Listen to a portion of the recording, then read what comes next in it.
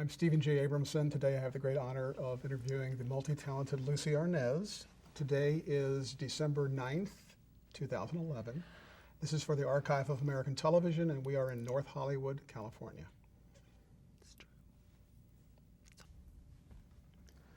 So right from the beginning, what was your name at birth? Lucie, Lucie, Desiree Arnaz. Any reason for it to be spelled that way, Lucie? I guess it was so that my mother wouldn't get confused when she looked at me and think it was her. My father said he did it so that nobody would ever get confused between the two of us. Like that would happen. Did you have any nicknames? No, Lucy, that was it. Well, actually, when I got married the first time, my, is that going to happen all day? We'll just ignore planes that go by. We're in Los Angeles and we're near the airport. That's my favorite thing about being out in Burbank. When I got married the first time, my husband, Phil Vandervoort, called the house one day and he asked to speak to Lucy. And my mother answered the phone and she said, "Which one?" And he thought for a minute and he was about to say, "Young," but then he thought, that's not right. So he said, "Well, Desiree." So for during the years that I was dating Phil Vandervoort, my name was Desiree, and everybody called me Desiree. When were you born? I was born July 17th, 1951. And where? It's Cedars of Lebanon Hospital in Los Angeles, California. Now, we know who your parents are. This is usually the part where I ask about your parents' names. But I could tell you my parents' names. My mother's name was Lucille Ball Arnaz. And my father was Desiderio Alberto Arnaz Idiacha. He was from Cuba. So I'd like you to describe each of them, but as from the point of view of growing up as a child, what was your mom like as a mom? You mean as if we were talking about just anybody on the archive and you want to know about their family life as opposed to that these were famous people? Well, my mom was a working mom.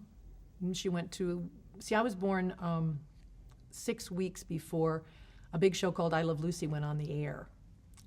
And she was starring in that along with my father, of all people, who also was producing it. And so they were very busy. So I think from probably, the age of birth up through 7, they weren't home a lot, I would say, probably, very late at night and weekends, and then we were fortunate to have some hiatus times, weekends off, and summers off when we had a house in Del Mar. And so, but she was a working mom, and when she was home, she was very business-like about running her house. I think because she was a working mom in the 50s, there probably was a lot of guilt involved in not being home with the kids because you're supposed to be, I guess, and she played a very funny person in her show, very crazy, outrageous person, and all my friends used to think that my mother was really like that, but at home, of course, she wasn't like that at all. She's very responsible, took care of business. She worried a lot about her household, and how the kids were being taken care of, and whether the garage was being cleaned out and the homework was being done. And she fashioned herself as a homemaker of sorts, like really enjoyed when she could get in the kitchen and make chicken and dumplings or something, but there wasn't a whole lot of time for that. So, but that was my earliest memory of my mother, was that she worked. And how did she get into show business? My mother got into show business when she was very young. She left Jamestown, New York, where she was born, and she went to New York City. And she tried to take acting lessons, and they sent her home. They said she had no talent, and her mother was wasting her money. And she stayed in Jamestown a few more years and did little plays here and there. But she was always acting out, always pretending, always putting on little plays in the backyard, much like me when I was a kid, actually. And eventually, her mother said, "Oh, go on. You want to be in New York. Go back." And she helped her. She paid her way, and she became a model in New York. And one day, after being a very good model for Hattie Carnegie and others, she got a great break, and she took the place of somebody on the way to Hollywood whose mother wouldn't let them go to Hollywood, and she went with the Goldwyn Girls and made a movie called Roman Scandals with Eddie Cantor, and she was only out of work 24 hours the rest of her life. So your father, Desi Arnaz, Yes. describe him. My dad was born in Santiago, Cuba, in 1917, and his father was the mayor of the town. And his uncle was the chief of police. You know, his mother's family were the early founders of the Bacardi Rum Company. So he said they had that town pretty well wrapped up. He said, but then this big revolution came, not the Castro Revolution, but the Batista Revolution came in and overthrew the Machado administration, which his father was in, and they lost everything. They lost their homes. Their livestock was killed. Their pets were slaughtered. They crushed and burned the piano and all the family photos. And my grandmother, his mother, hid with relatives. And my dad and his father escaped with nothing to Miami, where they had to start over again, basically from scratch. And he lived in Miami in a warehouse with Grandpa, and he killed rats with a bat, he said. It was rough, and he cleaned canary cages there for a while for a living. And then eventually Grandpa said, okay, I know you play the guitar, and I wanted you to be a doctor, a lawyer, somebody who could, fend for himself, but I guess you're going to have to go get a job as a musician. So Dad got a musician's job in a little band, and eventually was discovered by Xavier Cugat and flown to New York. And then he left Coogie and got a small band of his own down in Miami, and actually introduced the conga dance to the United States out of desperation one night. And that really was his ticket. He became quite famous for that, and playing the conga drum and doing this conga dance and the conga line. And then he went back to New York. They named a club La Conga after him. And he was playing at La Conga in New York when Rodgers and Hart discovered him and George Abbott and asked him to be in a Broadway show called Too Many Girls, which ended up being the story of his life, I think, later on. And it opened at the Imperial Theater in New York on October, I don't remember when, I can't remember when it opened. I used to know, but 39 anyway, 1939. And then they sent him to Hollywood with the film when they made it into a movie. And it was in Hollywood where he met my mother, who was cast to play the ingenue in the movie. And what else do I need to tell you about my father? Well, let me ask you this. What traits do you think you've inherited from both your parents? Oh, gosh. I'm a really good mix of both my mom and my dad, I think. I think I have my mother's responsibility. She was a list maker and check off the list and get this done and think ahead and very responsible. And I'm like that too, to a fault. And but I have my dad's joie de vivre, which is the French word for Cuban fun. He always just had a love of life and a great sense of humor, twisted sense of humor, and his music. I have a lot of music in my life, and I sort of turned to that later in life. And he had a great business sense. I think I'm a pretty good business person, actually, because I think like he does. If you don't know, ask, and there are no stupid questions. Hire the right people and let them do their job. He used to also say, if you don't know what to do, don't do anything, which sounds ridiculous, but it's actually served me very well in my life. He was very practical in that sense, and a great lover of life and everything it had to offer. Tell me a little bit about your brother. Are you alike? Are you different? My brother Desi, who is Desiderio Alberto Arnaz IV, or as they would say, Desiderio Alberto Arnaz y Ball, I suppose, if we were in Cuba. We are sort of alike. We just had dinner together last night and had a great time here, actually, because he's not in Los Angeles that often anymore. He lives in Nevada, and I live on the East Coast. He's a musician, and he's very responsible. So much so now, so much different than he was when he was young. He's extremely responsible, and he runs a theater, and everything is in its place. But he's crazy. He's wonderfully crazy about stuff. He's very youthful in that. And when we were growing up, we were very close. We're only 18 months apart. He was born just a little bit after I was. And, we were the only two kids in the family, and the parents weren't there a lot, so we loved each other, and we had horrible fights. I was so mean to him sometimes. I don't think he was ever really mean to me.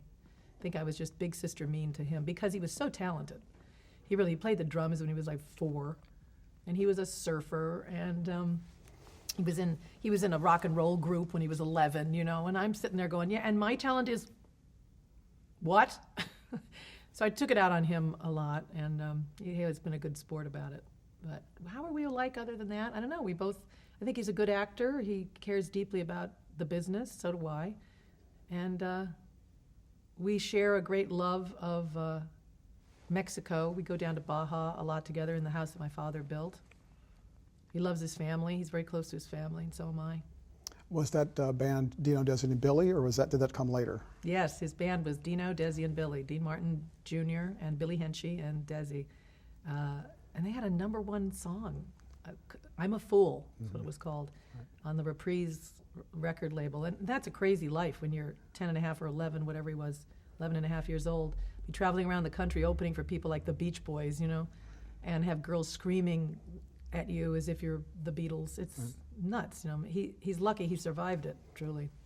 Where did you grow up, and what was your neighborhood like? We grew up, Desi and I grew up on Roxbury Drive here in Beverly Hills, 1000 North Roxbury Drive. And it was such a simple little street back in those days, my mother lived in that house without a fence or a wall or anything. And people would come right up to the door and, knock on the little door thing and come, is Lucie home? Now I go by there, and the people who bought the house from us, actually, have a huge wall and a big gate, and they're in the schmatta business. I don't know. It's so different now. Anyway, it was a simple time with the hardworking people in the neighborhood, like Hal March lived down the street, Jimmy Stewart lived next door, Jack Benny lived on the other side, Rosie Clooney and Ira Gershwin, but there was also Alice Brittingham, and the other normal people who did not have show business lives around. And we used to sell lemonade and toot, little trinkets in front of the house. I would clean out my room, or my mother's room on a good day, go through the wastepaper basket, and sell lipstick, pieces of Kleenex. I actually was the first inventor of eBay, now that I think of it.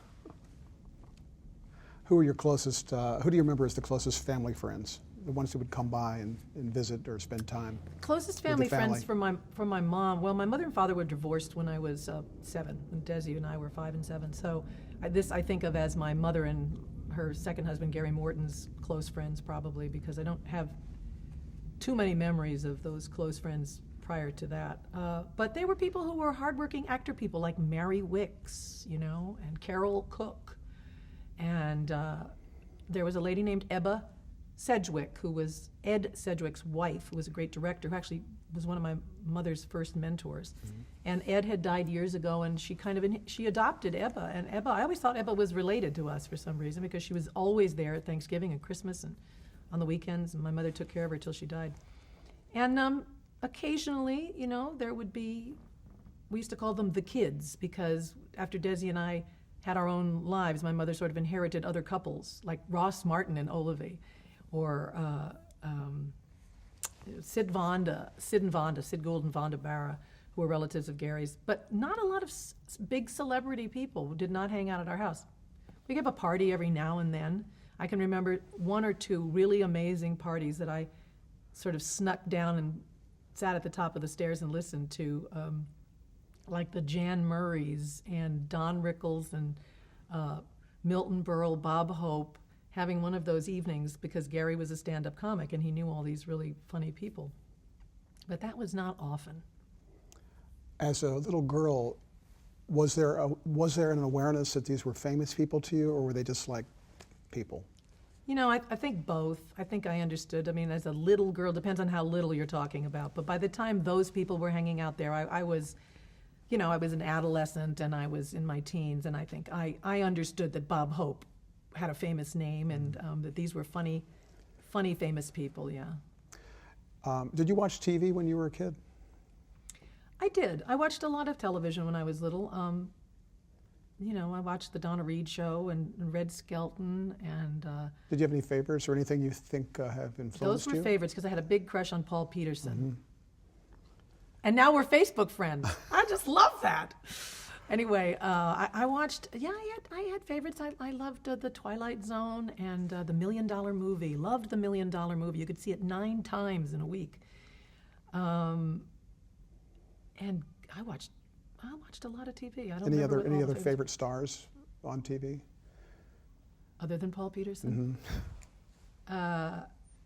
Yeah, they changed rapidly though. I can't remember anybody that stays in my head that long. I mean, I watched a lot of afternoon television, like Sheriff John comes to mind, and Romper Room when I was really small. Later on, I'm trying to think, because it all kind of blends into one. Then there's the Carol Burnett shows and the Real McCoys, Beverly Hillbillies. God, I don't know. Do you think of any of those shows as shows that influenced your life or your career? Oh, sure. I'm sure it all did. I think I was always looking for people that I believed, like I really believe what they're doing. And my parents had a show that was very believable. And that was sort of they set the standard pretty high. And so I was aware, I was even aware as a kid of laugh tracks and real, canned laughter and real laughter. And you could really tell the difference on television. And they use a lot of canned laughter these days. And it's not the same because there's certain things that really make you laugh, and there's other things that are just lines somebody wrote, and yet as soon as it's over, they have a bah. I think, this is not that funny. Why are they laughing? So I liked it in the old days where you could really kind of get a sense that somebody was laughing. What were you interested in when you were younger? Oh, God. Boys. A lot of boys. Animals. I loved my horses. My dad had a ranch for a while, a Corona breeding farm. He bred thoroughbreds. And so I had a chance to watch baby horses get born. And the next morning they were playing in the meadow with the mother, and I would go out there, and I had a couple of horses that would actually let me lie down with the foals and play with them, which was apparently unheard of. And I was a real tomboy in many respects during that time. And my little theater world. I created a theater world in my head. I used to put on plays in the backyard in the garage with a couple of girlfriends of mine. We would sort of write them and cast them and put the music to them and perform them and then invite people over to watch them. And it was called the Proscenium Players. We even had a bank account. And then we would charge like 25 cents a ticket and invite 35 people to come see the shows on like Friday and Saturday night. So we'd wind up with, I don't know what, $20, $25 tops. And we would blow it at Blum's. There used to be a place on Wilshire Boulevard called Blum's. And, anyway, but I was into the theater even way back then. Did you think that's something you wanted to do when you grew up?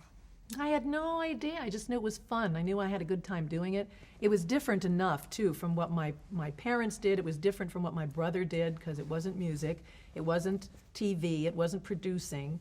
It was theater. It was live something else, And I know that it then influenced, my mother built a better little stage for us in the backyard. She actually built a high rise with drawers in it and a little curtain and a pink light. And I remember when I was graduating from my grammar school, I didn't know what high school to go to. And you'd think it'd be something that I would talk to my mother about, but I don't have any recollection of having that conversation.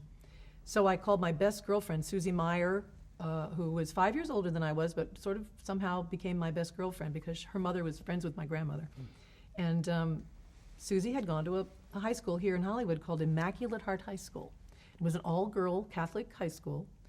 And I, was raised Catholic and went to Catholic schools and everything. But she said, you have to go there. They have the best drama department in the city. And that's what you love to do. You would be great.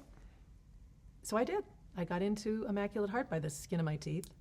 And that was the best move I ever made. Because yes, they had a fabulous drama department, and I got a chance to learn all about, to really learn the theater from the ground up, like the way they used to teach it to people, the makeup, the costumes, building the sets, all the stuff you really learn. And, but it was a fantastic school. Even though it was all girls, they were very pro-woman, way before there was an ERA movement or anything. And I think it made me very strong, and I had a great self-esteem once I left that school. What kind of a student were you? A mediocre student. I was very good in the drama department, but actually I became the best student when I actually left Immaculate Heart in the middle of my junior year to go on to the Here's Lucy show, and you have to have a tutor, so I graduated with my high school. I said, I'm not leaving school, like Desi just left the public school in Beverly Hills and just had the tutor, and then you're part of the, Los Angeles public school education or something. But I said, no, I want to graduate with my class. So they said, all right, you get all your books from Immaculate Heart, but you'll have a tutor on the set. And so that's just one-on-one, like us, all day long, studying history and English and art. And I took French with her, and I went through 3 years of French in a year and a half. So I became a really good student because I suddenly had this private tutor. So nothing else, Here's Lucy actually helped my education. Were your peers in high school, were they aware of who your parents were? Oh yeah, of course, yeah, but they didn't care. It's interesting. Back then, I'm not sure why this is, I am actually the once generation removed, just even closer to who those iconic parents were, and I have not one memory of anybody holding it against me, except a nun once in grammar school, a nun, Sister Martha Ann. If you're still alive, you shouldn't be. Sister Martha Ann actually would berate the kids at Beverly Hills Catholic School because they were related to lots of famous people. Like she'd say, Dino Martin Jr., for example, in my class, and she'd say, oh, Mr. Martin, I guess because your father is a handsome singer, you think you're absolutely fabulous and can talk all the way through math. That was really bad. And she'd say, Miss Arnaz. I sound like Lily Tomlin, but she was like that. She used to blow her nose on top of my desk. She'd stand in front of me and blow her nose. Anyway, other than that, no kid ever made any remarks about my folks or anything like that. And it's odd because kids do today all the time to my children. This is a whole generation removed, and they're getting it. It's a very strange thing. There's a jealousy, there's a fear. I don't know what it is, but they hold it against you and they use it, like, oh, he's your grandmother's I Love Lucy or something. I feel so sorry for them. I had never experienced that. Do you remember the first time you appeared on television? Yes, I do. The first time I appeared was on, the first time I appeared on television, now wait a minute, to go back to a commercial I did actually for Ford. Was my parents' sponsor when it was the Lucy Desi Comedy Hour, the hour-long I Love Lucy shows. And they were filming a show in Sun Valley, Idaho, and Ford was their sponsor. And so they decided to do this commercial that they would dig these sort of luges, these trenches in the snow.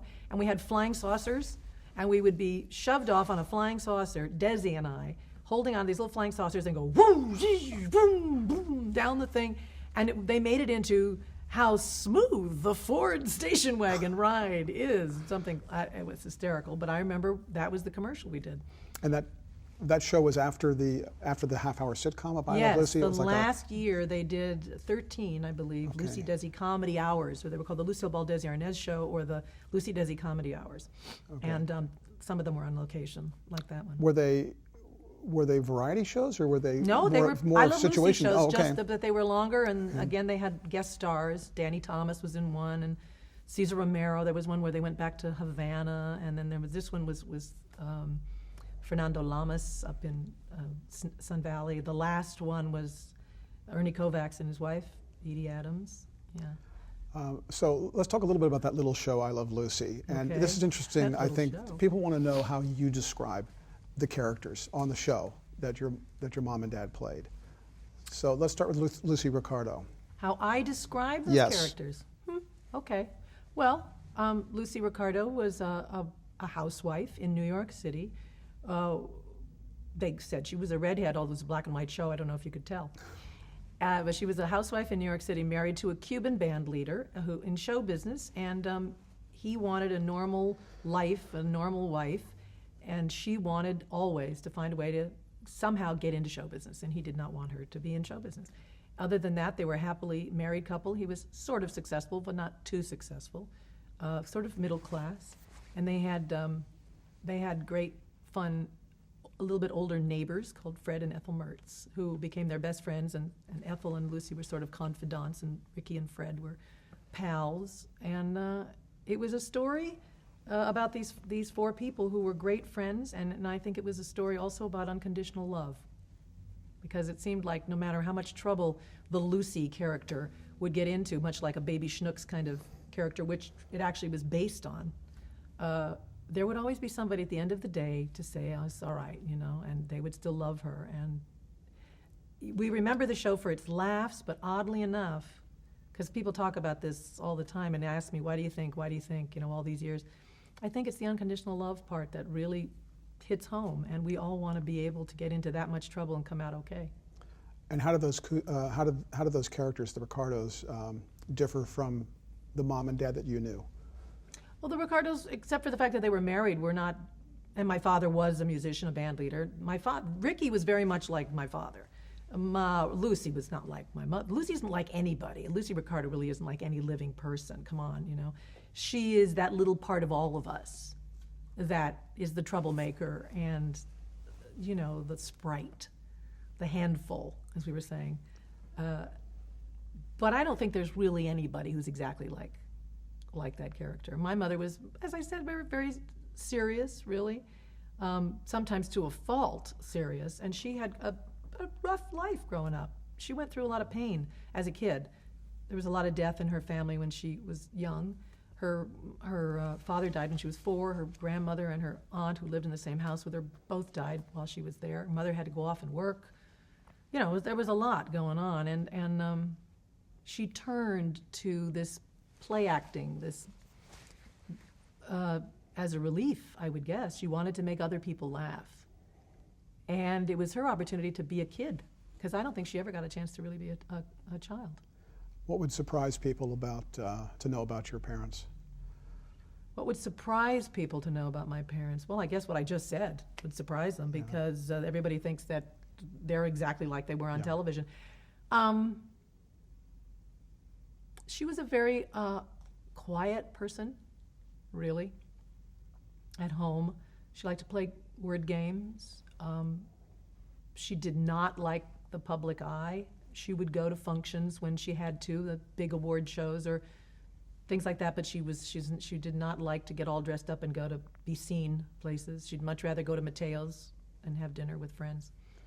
And I don't know if everybody thinks they know my dad, and they probably do. He was a very funny, very talented musician with a great sense of humor, and very well read. They'd probably be surprised that Ricky Ricardo, who was always made fun of for talking like we don't, was extremely bright and well read, self-educated through some of his life because he never got a chance to really go to college. He read every book, every magazine, cover to cover, and he had a fantastic vocabulary, and he was he did so many things in his life, it's hard to describe my father. He was really multi-talented, and he took everything head on and always just took great joy in figuring out how to do things, and I like that part of him a lot. When you were younger, what did you think about fans who would come up when you were out with your parents, or either one of your parents even separately? Probably it was very odd, when you're a kid, that people interrupt you when you're eating dinner or you're shopping or you're at home and people come to the door and, want to come in and you don't know any of them. I always thought they would steal stuff from the front of our lawn. They would take the 1,000 sign for 1,000 North Roxbury, which was actually a piece of steel stuck into the lawn, and we replaced that thing, I think, 14 times because they kept taking it. But when you grow up with it your whole life, you don't know that it's rude, you don't think it's wrong, I don't know what I did, but I think this is getting awful philosophical, but I think now that I'm an old lady, I realize that there's a part of me that feels sometimes that I don't exist, and I have to control that part, you know?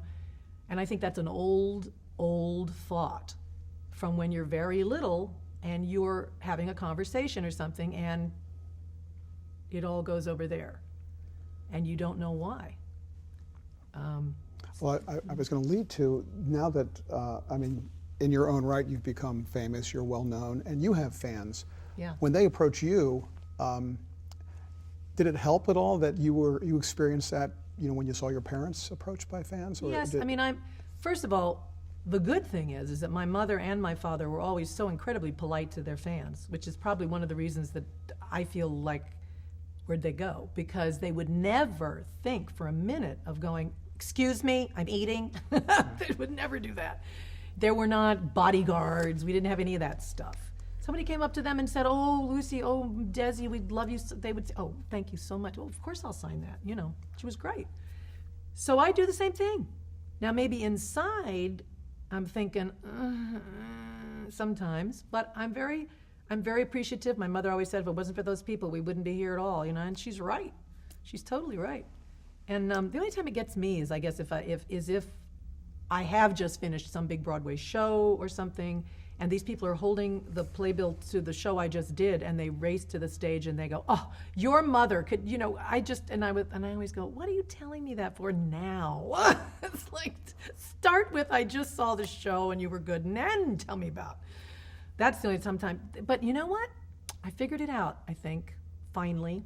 Because I get crushes on people too, and I meet people that I get all like tongue-tied with, and the first thing that occurs to me is, I want to go say something to them, but I don't know what to say. So it's like, I've never met George Clooney. Love George Clooney. If he walked in right now, oh, please tell me he's going to walk in right now. Nah, he's not here. But if he walked in right now and I had an opportunity to meet George, my first instinct would be to go over and say, hi, you know, I was really good friends with your Aunt Rosie. Now, what a ridiculous thing to say to George. I mean, he must think, God, why does everybody have to come up and talk to me about Rosie Clooney, right? Because it's the only thing I can think of to say to him. So I think, well, that's what they're doing. They're trying to make a connection with me. And they don't know how to do it. So, of course, the only thing to say is, I loved your mother. So I kind of get that now. And he'd probably love that, actually, because he was very close to Rosemary Clooney. So Would you call him and ask him to come over so I could say that, next time I please? see him. Call him as soon as you can. When I Love Lucy started out, the fact that your father was Cuban, was there bias about that? Oh my God, yes, absolutely. Especially with CBS, the networks, they were not going to let them do the show at all. They said, you know, who's going to believe that the all-American girl like you would be married to a Cuban? That's like saying to a black man in the worst possible way of what they meant it in the 50s. Right. And my mother really was like, wow, really? Okay, but see, I am married to a Cuban. So they had to go out and do this whole vaudeville show to prove to CBS, to prove to the networks that people didn't think that at all. They thought they were great together. But yeah, there was an enormous, and when they went on TV, that was like, whoa, mixed marriage. Not to mention the fact that, you know, then she got pregnant. Oy. So it was firsts for everything. But too bad they're not here to tell you all this. I'm sure they do it better. Well, you're telling of it as unique. That's for sure. True too. As a child, did you visit the set? No. Oh, and I have to clarify something. Yeah. On the archives, forever and ever, you will now know this. I was never in I Love Lucy. There is a misinformation that got into a book somewhere that continued to get into the Wikipedias of the world. That even I believed that my brother and I were the children standing in the scene in the last I Love Lucy show where she is the statue. She becomes like this Revolutionary War statue person, and there's a scene where they pan the audience, and there's a bunch of kids standing in the front, and Desi and I are supposed to be in that shot. Well, they edited out that when they put it on television for years because they always make the shows shorter, you know. And so finally, TV Land put the shows on in their entirety a few years ago, and I couldn't wait to see this show so I could see that. And there's the scene, and there's Desi, and there's some other little girl who is definitely not me. So all these years they thought that was me because I was standing next to Desi, I guess. But I was never on the I Love Lucy show except in my mother's uterus when she was pregnant with me during the pilot. That I remember absolutely perfectly, as if it was yesterday. But you did visit the set as a child? I'm sure I did because I have pictures of it, Yeah. but the only memory that I have of actually visiting the I Love Lucy set was when I was like 5 or 6, it was almost ending with the last few years. I remember being introduced in the audience, up in the bleachers, and I remember Desi taking a bow, perfect little gentleman's bow, you know, like little boys do, and then my father introduced me, and I wasn't there. They didn't know where I was because I was hiding under the bleachers. I was so ashamed and embarrassed that somebody was introducing me for apparently no reason. And then I remember the Lucy Goes to Scotland show, which I think was also an hour show. Because I remember the two-headed dragon, Fred and Ethel dressed as the two-headed dragon, and I remember memorizing almost that entire show. As a matter of fact, my mother has a tape, reel-to-reel tape recorder, sitting down with us, probably 1958 or something like that, 57, 58, in Palm Springs, where she said, "What's your favorite I Love Lucy show?" Can you imagine, even at that age, my own mother was asking me what my favorite episode was. No wonder. And Desi and I both said that the goes to Scotland, Lucy Goes to Scotland. And then we proceeded, I have this tape, so I know this, we proceeded to just recite the entire show, plus the song, "I'm in love with the dragon's dinner, and the dragon's a drag on me," whatever that was. Desi remembers that to this day. So I must have seen that show. I must have been there when they rehearsed some of that, but I don't have many memories of being on the set for I Love Lucy because I was too small when I was home. Did you know or hang out with the boy who played Little Ricky? Yes, Keith? yes, Keith. Keith Thibodeau, Thibodeau. was the kid says. Desi was not Little Ricky, and many people think to this day that he was. But of course he couldn't have been because when Desi was born, she had the baby in 1953, January 19th, and the same night she was actually having a cesarean at Cedars of Lebanon and had my brother. But if you know, 2 years later, there was a 5-year-old kid on the show. Everybody goes, "Wasn't that your brother?" And I said, "No." So it was Keith Thibodeau, and he was about 3 or 4 years older than Desi, I guess. And for a long time, I thought Keith was related to us because he went everywhere with us. He was Desi's best friend. Because of Keith, Desi learned to play the drums, and he was a terrific kid, still is. And my mother kind of adopted him in a way, and he would go with us on weekends and come down to my father's ranch with us. And Keith is in all of our home movies and all of our photographs of growing up. As a child who grew up basically in Hollywood, did you have a sense of kind of illusion versus reality in terms of, what your parents did and just being in that sort of world? Yes. Oh, I think I had a much clearer vision of it, I think, than a lot of people do today because we understood it was a place they went to work. This is what they did for a living. They went there and they made this thing and then they came back. And it was hard work and they were there long, long hours, much like, I don't know, if you're a shopkeeper or a grocer maybe, or a baker. And then when they came home, they were home. They were normal people. And neither one of them had any sort of Hollywood celebrity-itis, do you know? They didn't call up their press agents to try to get in the paper. They didn't show up at these There was none of this drama that is going on more now. I don't think either one of them ever wanted to be famous in order to be a star. They wanted to do something specific. Right. My mother just enjoyed making people laugh. She could have cared less about that whole how big a star am I? And the same with my dad. He was a musician and he wanted to be a good producer and director. So they were like working people. And that felt real to me. It didn't feel like stars, Hollywood stuff, Those days that you did go to the set and maybe you were hiding under the bleachers or whatever, do you remember how the crew treated you? Or Oh, yeah. Well, my mom and my dad had the same bunch of people working with them for decades. I say decades because even though their show only lasted 8 years, my father was still around the studio for many years. And then there was the Lucy show, and then Here's Lucy show. And it was practically the same crew through all those years. the Maury Thompsons and the Tommy Tuckers and Renita Riachi, who did the wardrobe, and Hal King, who did the makeup, and Irma Kuzli, who did the hair, and Jack Donahue, who directed many of the shows, or Mark Daniels directed them. They were very loyal. The crew was loyal to them, and she and he were very loyal to those people. And they treated us like family, always.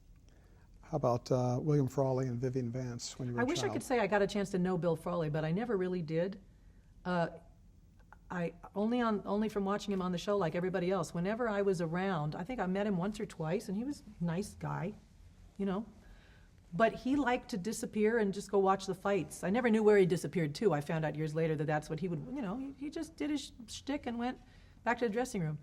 Vivian was like family. Vivian lived with us on and off for years, was like Aunt Viv to me, read to me when I was a baby, gave me great advice when I was growing up, getting into the theater. I really adored her.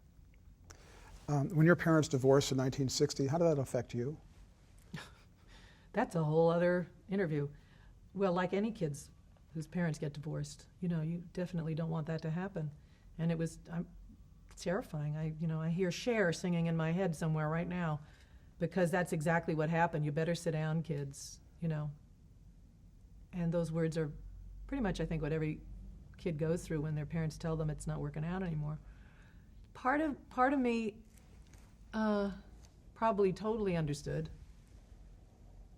why, because we had heard the arguments, and that wasn't fun either. But it was hard. It was very hard, and I didn't want my daddy out of the house. He was out of the house enough. I don't want him to go any further away, And when my mother wanted to remarry, that was like a knife in the heart. Just, you're kidding, right? It's only been a year, not even. So it was a rough period for all of us. So she married Gary Morton. Right, who was a nice guy, he was a funny guy, comedian, Gary, a Catskill comedian guy, and tall and kind of handsome-ish. Made her laugh, and didn't embarrass her, in any way. He didn't drink too much. He didn't smile and giggle with the ladies. I don't know if they had a passionate marriage. I hope so. I don't really know. We didn't talk about that stuff. And my father and my mother stayed good friends after the divorce. It took a few years to calm down, but they stayed good friends to the bitter end, and that was good for the kids, Did you ever see Gary Morton as a stepfather, or was that kind of out of the question? Did I see him as a stepfather? How did you regard him? Oh, he absolutely was my stepfather, totally. And I respected him for that. He was a good stepfather.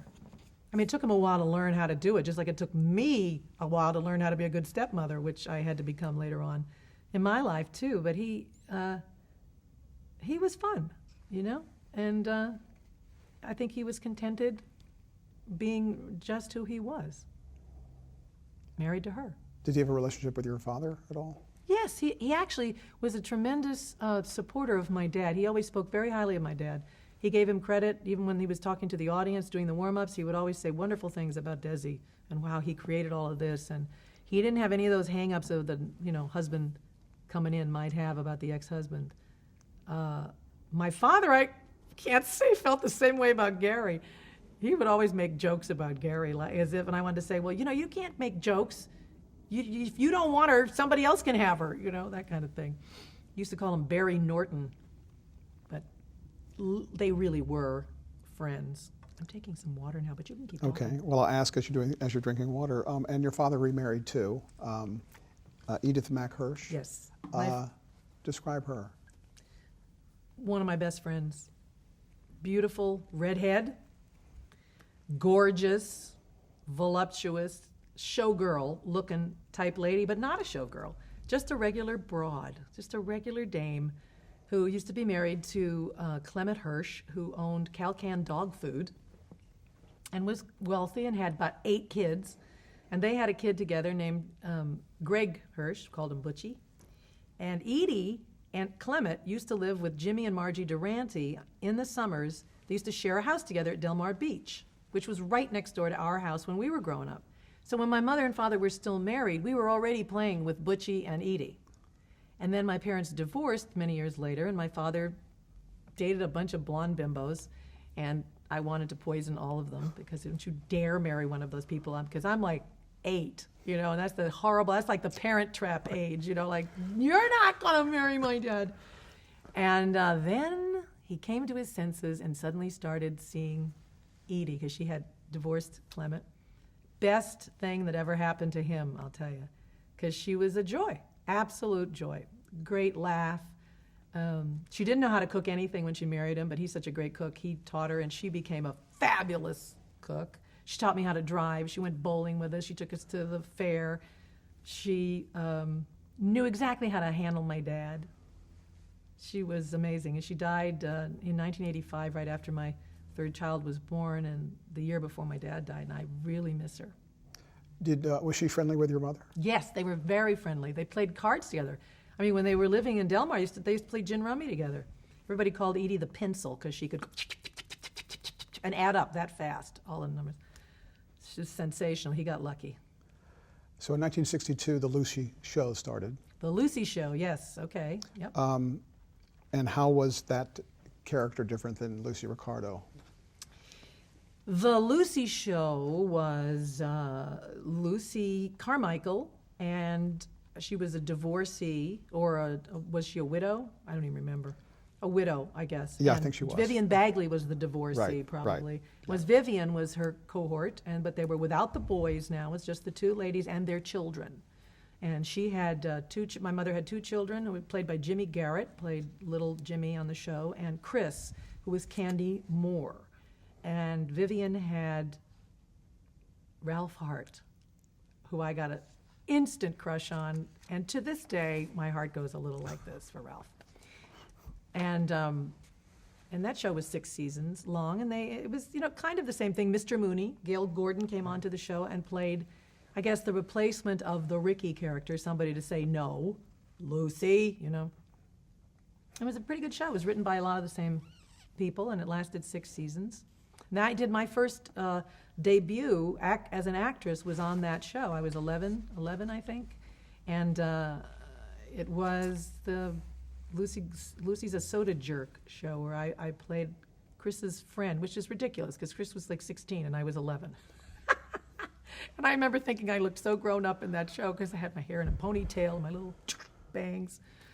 I had about 10 lines, and that was my Taft-Hartley into show business. So how was that first appearance for you? Terrifying. Okay. Terrifying. Oh, my God. I mean, I had been to the set, watched them film these shows, and even though I loved getting up and performing back in this is the real deal. The lights were on, the cameras were rolling. I had to catch sodas that she rolled down the bar at about 50 miles an hour, and I had to catch them and put them on a tray, and catch another one and put them on a tray, and I thought, I'm going to drop this. Nope, they'll never hire me for anything again. But I didn't drop them.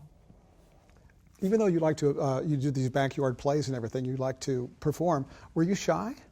I was shy. As a little I don't know girl? why, but I was. That's the weirdest thing. Mm-hmm. I was very, very shy. I think I was shy because I didn't know what my talent was. I had no idea where my passions were going to go. And everybody around me seemed to be just so good at everything. If you come from a family that just sits around and makes mashed potatoes all day or has no sense of humor, I guess you want to break out and say, I'm funny, I'm this, I'm something. But I had all these geniuses wandering around, everywhere I looked, including my little brother, who seemed to be enormously talented. I didn't play an instrument. I didn't have a television show. I didn't think I was extremely amusing. So little by little, but I found that I had this love of performing anyway. And once I kind of thought, oh, well, that's what I do. Okay. Becoming somebody else, pretending you're somebody, do that. I can do that. And so it was nice that I had a parent who had a shop I could go work in to find out how good I could be, Well, so at age 11, you had done the backyard plays, but Yeah. you hadn't gone. At that age, you weren't in high school in the drama department. So, did you have any training at all as an actress when you first appeared on that show, that first time? Only being the daughter of Lucille Ball and Desi Arnaz and watching what they did. None. And doing a professional job because you were on a national show. Yeah. Earlier, you might not have thought about doing it as a career, but did the acting bug bite you then?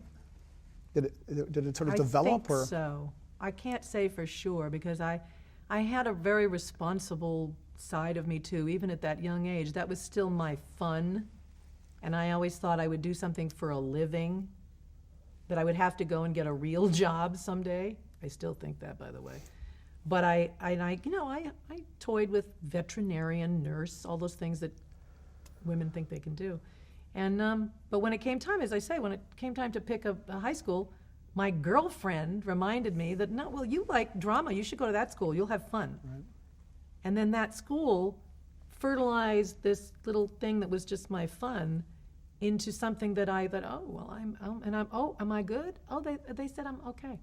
And then my mother came to see the shows that I did and brought people, and then eventually offered me offered me some more opportunities to be on the show with various little parts here and there. You know, when it was the Lucie show. And I got a little better and a little better. They were just tryouts and like, give her a shot. How bad could she be, you know? And it was smart because I learned. So that answers the question I was going to ask about family support, obviously. Oh, yeah. They never were supportive. pushed us, ever. Not to say you got to be in this business. Never, never, never, never, never. If anything, it was the polar opposite. But Mom always supported any passions that we had. Like she thought I had a passion for putting on little plays. That's why she built the little stage and gave me the light. You know, if Desi had a passion for drumming, then she'll buy him a set of drums. Whatever it was going to be. If I had a passion for goldfish, she'd, you know, get me a tank. It's like whatever it was. And all you can do with your kids is open a door and say, here, I can help you do this much. And if they don't cut it after that, then you can't push them. I don't do that with my children either, you know. And you made other appearances on the Lucie show. Mm-hmm. Did you play the same character, or did you play different characters? I played on the Lucie show. I played different characters. For a while, when I was little, I played that one character. What was my name? Cynthia. Cynthia. I was Chris's friend Cynthia. And then I got a little older, and I was high school age, and each time I was on it, I was a different character. Once I was a friend. I was actually playing a friend of my mother's. She wasn't my mother then. I was a friend of Lucy Carmichael's, and I had my hair all up in a bun, and I had shoes on, and really trying to make like I was in my late 20s, early 30s. It was ridiculous. And then I played a girl. I got younger again, and I played a girl, or maybe it was the other way around. Who remembers? I played a girl at the high school where she was going to go back to finish to get her diploma, to go back to high school, and I played one of the kids in the class, and that's actually where I met Phil Vandervoort in that show. So I was 15? During that time, did your mother help you learn lines, or did she give you any acting advice? She gave everybody acting advice, but she didn't ever help me learn lines. No, God, no. No, that was my job. You had to do that, and she knew I could do that. I mean, I was good at that. That wasn't the hard part. When you're on the set, yeah, I mean, you know, if you're not speaking up, if you're not on your mark, if you're, God forbid, if you're late, or I was pretty good about all that stuff. I was terrified to be bad, you know. I didn't want to stand out, be her daughter, and come in and not be good. God. So I worked pretty hard. How was she on the set, and did she treat you differently than other actors? No, I don't think she no. Oddly enough, she did not, and she treated us all, you know, kind of like, do it right. But she was always really right about what she's saying. She was a great teacher. She really was. And she did not suffer fools easily. And we had 4 freaking days to do the show from beginning to the end. Monday morning, we got that script, not too early. Go to lunch, come back, block, go home. Next day, no script. Get up on your feet, remember the blocking, do a run through. If you need the script, fine for the run-through, but by Wednesday, no script, cameras, costumes, dress rehearsal Wednesday night. Thursday, audience is in, one more rehearsal with the cameras, do the show. And that's whether you had full-fledged dance numbers, 57 people on the set, or just 3, it didn't matter. That was the schedule, and it was rough. So you had to have a well-oiled machine, and nobody could waste time, and we didn't. It worked like a gym. I wish that's the way they filmed shows today. It's so not that way. Did you film the show once or twice? Once. Once. None of that, we'll film it once and we'll use part of it or tape it, God forbid. No, you did it once. And there were no, oh, can we stop? I didn't do that. I mean, oh my God. So that you have like a big blooper reel later. None of that. If you fell down and a light fell on your head and there was blood, you'd stop. If the light fell and there was no blood, not necessarily. Were you in the episode Lucy at Marineland? Yes, there was another one. See, you know more than I do. Those were the days when we were really little, and Mom said, oh, you know what, we're filming a show at Marineland with the porpoises. Oh, yeah, I want to go. Well, maybe you could be in the crowd, So we did. We sat up. They put us next to, I think, Gail Gordon. And I got a chance to watch the show and watch the porpoises, and so we were just the crowd. Do you remember a lot of challenges in actually doing that episode? Or was that sort of off your radar? I remember thinking it was going to be great fun to go out there to Marineland and watch the porpoises, and nobody told me how cold it was going to be and how many hours we had to sit there, and it was a hard bench. That part I do remember. And once you decide you're going to be in the crowd, you can't not be in the crowd because you were in the last shot, you have to be in this shot. It has to match, The Desilu studio, what was your kind of awareness of all of that happening when your mother and father were involved in running that, owning it, all of that part? Well, and it's interesting answering these questions because since I was a kid, I've read so much more now. So many people have written about that.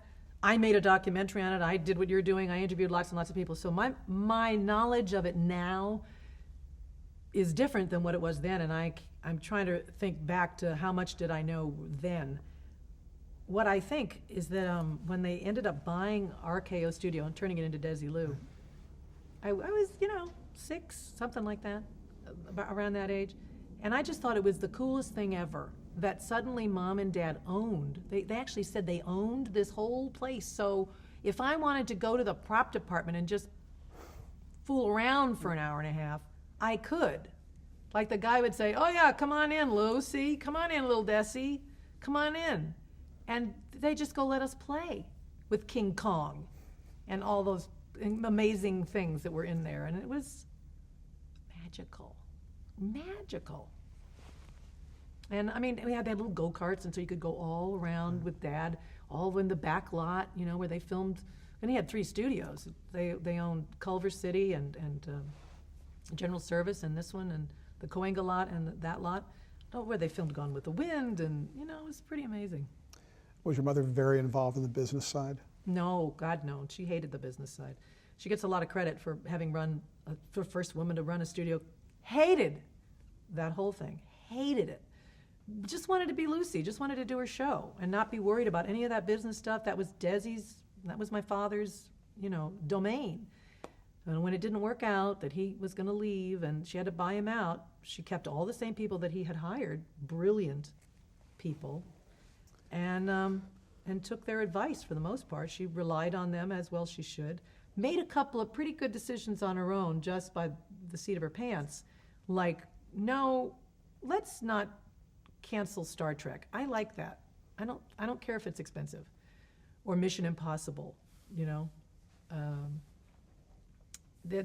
she had good instincts, but she really didn't enjoy the day-to-day business part of it at all.